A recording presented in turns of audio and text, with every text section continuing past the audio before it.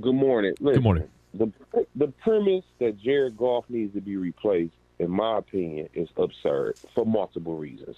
In this position anyway. Here's why. First of all, generally the best teams have a quarterback and a head coach that are joined at the hip. Dan Campbell and Jared Goff are joined at the hip. He's his guy.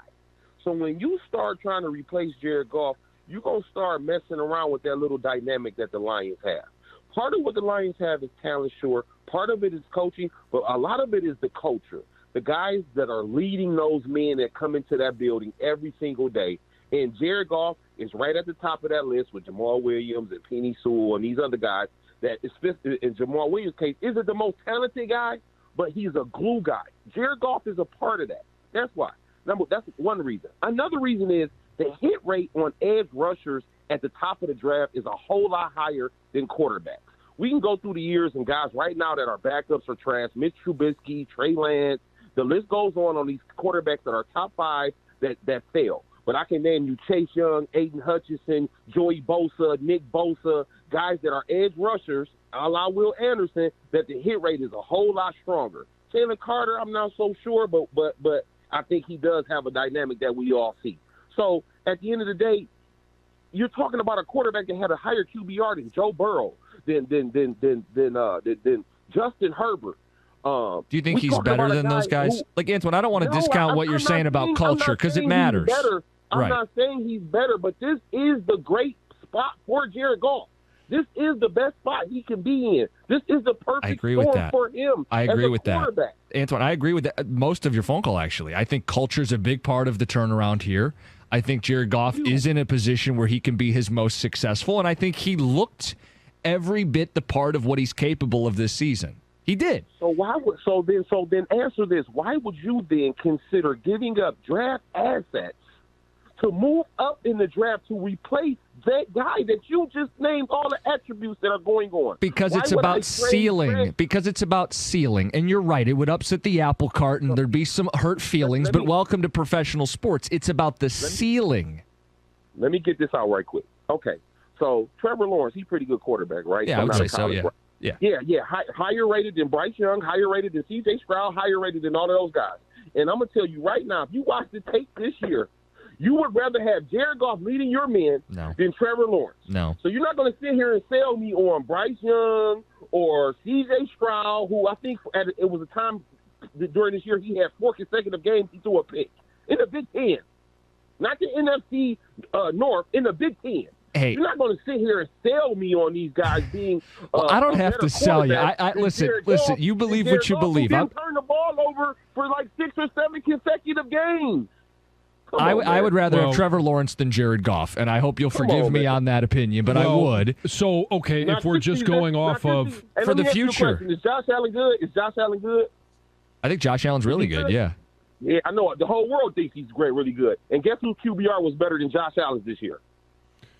Right, we can pick and choose. But you're making the case for why not to use that. Like, you're not actually making the point you think you're making. If you're going, Goff's had a better rating than Burrow and Allen.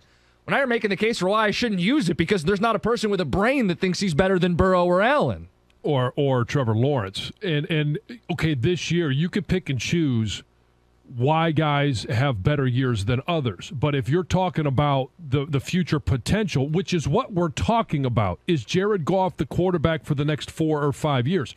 If that's what we're talking about, then certainly I'll take Trevor Lawrence over Jared Goff. That's not a part of the equation right now. I am good with Jared Goff being the quarterback of this team. I think the deficiency on defense, yes, they played better in the last 8-9 games. 10 games, fine. They played but I'll better. draw Carolina, fine, we'll call but it 9. So did Jared Goff. Truth. It goes hand in hand. And then you have the ability to put more pressure on opposing quarterbacks if you go with a Tyree Wilson at 6, if you go with a corner at 18.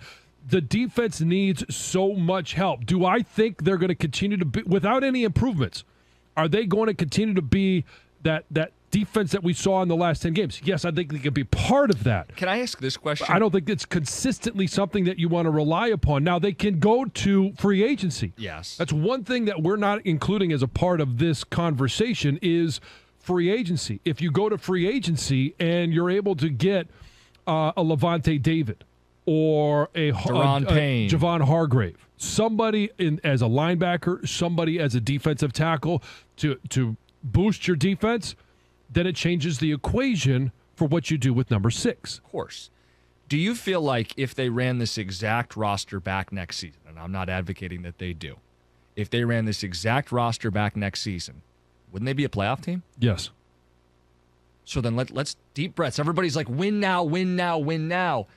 They should inherently be better next year because they're a very young roster. Now, if you get any quality players out of the draft, and I trust Brad Holmes to do that, not just in the first round, but throughout. If they sign 1 or 2 impactful defensive players, and they better, they're going to be a better football team. They're going to be a playoff team next year. I feel good about that. The question is, how do you go from playoff team to Super Bowl winner? And that's where the Goff questions come for me. And then do you expect them to be a Super Bowl winner next year? No. Yeah. How about in 2 years? Is Goff the quarterback? I'm just asking you. If Goff's the quarterback, I would say no. Okay. I think it becomes more and more difficult to add I think they can be in 2 years roster with Jared Goff. Okay. See, this whole thing, though, is why, because I'm like a little in the middle on Goff. I love both sides of the argument. That's why I argued the running back thing yesterday. I know I was putting myself out there on a limb, but my thing is I think Jim would even answer, if he had a 3-down elite running back behind him, all of a sudden you've made things more feasible for him to get to the Super Bowl. Absolutely. There's no doubt about that. So the question is, how do you get that when you pull the trigger? I'll go back to last year. Nobody led the Kenneth Walker campaign more than me. I supported, John knows this, them trading up for him. Yeah. I know you did. And Seattle took him 5 picks ahead of Pascal. Right. I don't think you take Bijan Robinson at 6. I don't even think you take him at 18. You can get a quality running back in the 2nd, even 3rd round. I think Jahmyr Gibbs is the other guy in this draft that, okay, you don't do what I'm saying, the extreme, and you wait on him. I think he's the only other maybe home run guy. My whole point is I want a guy who can take it to the house behind Goff. I think especially, listen, Goff's going to be the quarterback to start next year. He'll be the quarterback all next year. Even if you listen to me, you're stashing somebody. Goff's the guy next year, which means, yes, you are going to need to make sure you have a quality run game next season. I'd be fine with taking a running back, not at 6 or 18, but like John's saying, like in the middle rounds, getting somebody else for the stable of this team. And I do want this team to take a step next year. Well, you threw Josh Jacobs out there, though, about a month ago around the holidays. And to me, all day long, I'm taking, if Robinson's there at 18, over signing Josh Jacobs. It's because of what you're arguing about the Goff contract thing. I'm getting a rookie running back. Right. And you want to get somebody with light tread on the tires. Yeah. DeAndre Swift, I believe, going into a contract year, he's probably going to put more work in than he's ever done this season because he knows his contract is up. Whether it's in Detroit or it's somewhere else, he's going to have a career year. Okay. You say that, though, and then you also say that you probably wouldn't re-sign him.